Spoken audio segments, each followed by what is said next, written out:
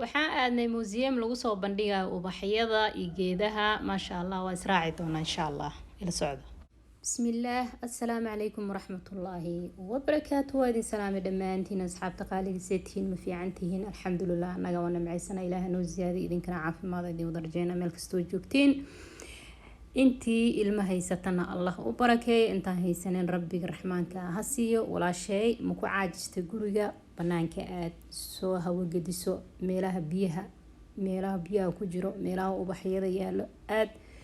waa nafisaysaa waayo haddii adiga wax aad dareentid cid maanta oo kaa nafinayso ama kaa nafisinayso maxaa la dhahaye waxa ku haayo ma jirto adiga unbaa is nadiifin kara adiga maxaa la dhahaye jawigaaga bedelan kara marka mar walba waxaan kugula talinayaa haddaa caajistid guriga ku caajistid ilmahaaga wado adduunka meel kasta ama Soomaali joog ama Aasiya joog ama Ameerika joog ama Oroba joog meesha doontid joog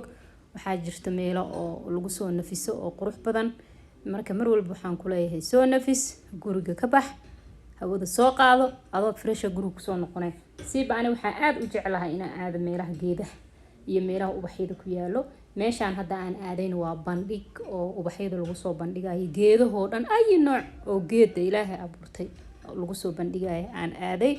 marka jaana sidaas oo kale way jiraan ubaxyadaan aan soo gataanay hadda oo jaalaha maxaa la dhahaye kuwa qoyaan kuwa qaleel wax alla waxa doontid waa ka helaysaa muhiim ah inaad wax soo gadatid muhiimada waa inaad naftaada u soo raaxaysid inaad maxaa la jawi soo qaadatid waxa lagu leeyahay maxaa ka soo arkay geedo leh waaye geedahaas hadda soo aragtid indhaha wixii qurux badan oo indhaha soo arkaan qalbigay gaarayaan qalbigayna nadiifinayaan nafisna waa ka helaysaa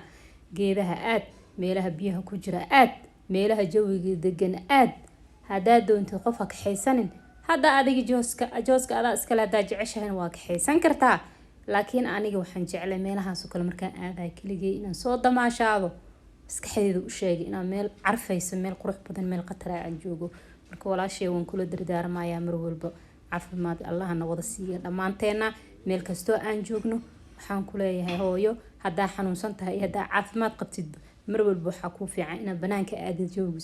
soo bedelatid meelaha quruxda badan aadid waa idin salaamaya dhamaantiin soo dhawaada caafimaad ay noo wada rajeynayaa